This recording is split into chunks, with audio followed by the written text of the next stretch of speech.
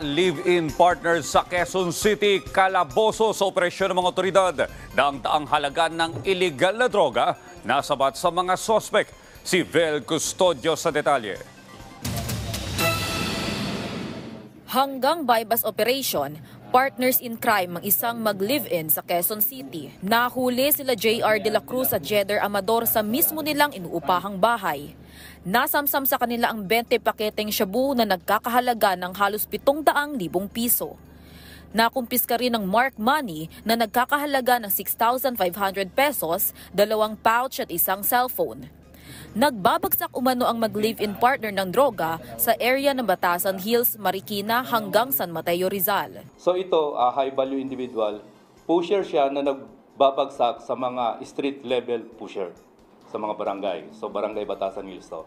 So hindi siya directly na nagbabagsak sa mga parokyano. Yung na-dispose niya rito, 100 grams, so ilang bagsak lang yun. Kaya niyang ubusin more or less sa isang linggo yung 1 kilo of shabu. Sa Dangerous Drugs Board, value niyan is almost 7 million. May estilo ang kanilang drug transaction para hindi mabulilyaso. Mode of concealment nila, based on our interview dun sa mga nahuli na suspects, ay dead drop. Ito.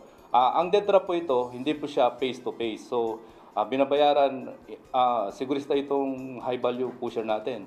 Binabayaran siya online, tapos pag diniliver niya yung basura tawag natin doon sa item na shabu, hindi niya binibigay face-to-face. So, doon sa interview natin, yung isang ginamit niya modus, binabalot ito, iniiwan sa package counter, tapos yung claim stub niya, yun ang inaabot doon sa magki-claim na bumili ng shabu.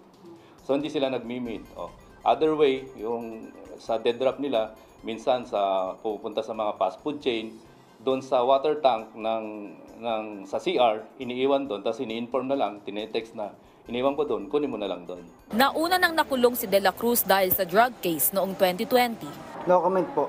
No comment po, sa husgado na lang po. Hindi ikinanta ng mga suspect ang koneksyon nilang drug lord.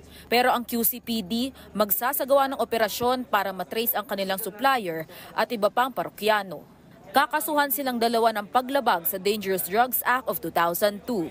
Vel Custodio para sa Pambansang TV sa Bagong Pilipinas.